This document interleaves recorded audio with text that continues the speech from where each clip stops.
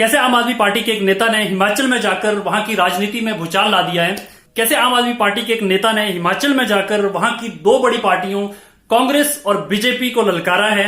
और उनके सर का दर्द बढ़ा दिया है। अभी तक जो हो रहा था वो अब नहीं होने वाला है, क्योंकि अब आम आदमी पार्टी मैदान में पहले ही कयास लगाए जा रहे थे कि जिस तरीके से आम आदमी पार्टी अपना ऑक्सीमित्र अभियान वहां पे चला रही थी, पहले से ही लग रहा था कि आम आदमी पार्टी हिमाचल में अपने कैंडिडेट लेकर आएगी और हो सकता है कि 2022 वाले चुनाव आम आदमी पार्टी लड़े। परंतु उसमें कोई किसी तरह का कोई औपचारिक ऐलान नहीं हुआ था, परंतु अब वो ऐलान हो चुका है और वो ऐलान किया है हिमाचल में आम आदमी पार्टी के प्रभारी श्री रत्नेश गुप्ता जी ने। एक प्रसिद्ध रणनीतिकार, योग्य नेता और राजनीति के बड़े खिलाड़ी रत्नेश गुप्ता जी ने ये ऐलान कर दिया है कि हिमाचल में आम आदमी पार्टी सारी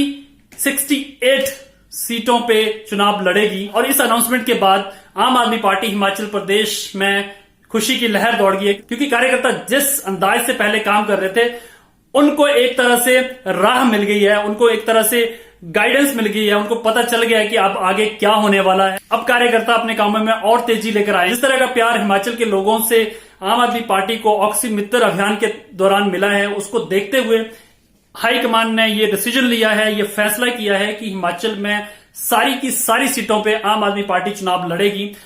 अब ये देखना होगा, क्योंकि बीजेपी और कांग्रेस जो पहले जो बड़ी पार्टियां, दो पार्टियां जो कि एक जीतता था एक हारता था, परंतु अभी क्या है, अब ये त्रिकोणीय मामला होने वाला है, क्योंकि हिमाचल की राजनीति में आम आदमी पार्टी पहले से ही सक्रिय है और ग्राउंड लेवल पे बहुत अच्छे से वो काम करती आ रही है।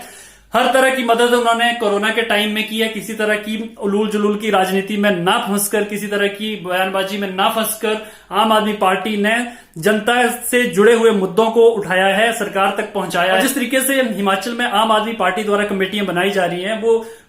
पूरा का पूरा एक तरह से आईना है दिल्ली में जिस तरीके से पार्टी ने कमेटियां बनाई थी। अभी हाल ही में आपने देखा होगा कि एक कोर कमेटी बनाई गई थी जिसका हमने इंटरव्यू भी किया था, और वो कोर कमेटी हिमाचल में पार्टी का कैसे विस्तार करना है वो सारी चीजें देख रही है। परंतु उसी को आगे बढ़ाते हुए रत्नेश गुप्ता जी जब अभी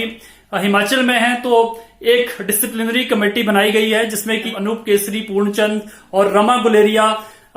को रखा गया है, और वो डिसिप्लिनरी कमेटी इंश्योर करेगी कि कोई किसी तरह का कोई विवाद या किसी तरह का अगर पार्टी के बीच में किसी तरह का कला क्लेश या विवाद होता है तो उसका वो निपटारा करेगी। और एक कदम आगे बढ़ाते हुए एसएस जोगटा को पार्टी का प्रवक्ता बनाया गया है हिमाचल प्रदेश में। कैसे आम आदमी पार्टी दिल्ली में लोगों से जुड़ी है, उसी की तर्ज पर हिमाचल में भी वो काम करेगी। जिस तरीके से दिल्ली में मोहल्ला सभाएं की जाती थी, हर इंसान से बात की जाती थी, हर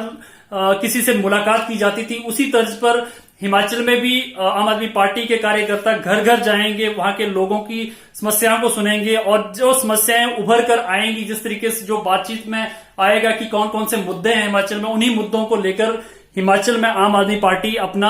चुनाव लड़ेगी। अगर इस तरीके से अगर पार्टी काम करेगी और इस तरीके से अगर घर घर जाकर लोगों की समस्याएं सुनेगी और उन लोग जनता की समस्याओं के हिसाब से अगर पार्टी चुनाव लड़ती है और उन मुद्दों को लेकर अगर चुनाव लड़ती है, तो कांग्रेस और बीजेपी के लिए एक बहुत बड़ा खतरा होने वाला है। क्योंकि कांग्रेस और बीजेपी अभी तक क्या करते हैं, एक ट्रेडिशनल तरीके से चुनाव लड़ते हैं। आम आदमी पार्टी अपनी क्रिएटिविटी के लिए जानी जाती है और वो इंश्योर करेगी कि हिमाचल में आम आदमी पार्टी घर घर तक पहुंचे, लोगों की समस्याओं को सुने, और वहां पर जो ट्रेडिशन एक तरह से बना दिया है दो पार्टियों ने, उसको खत्म करने की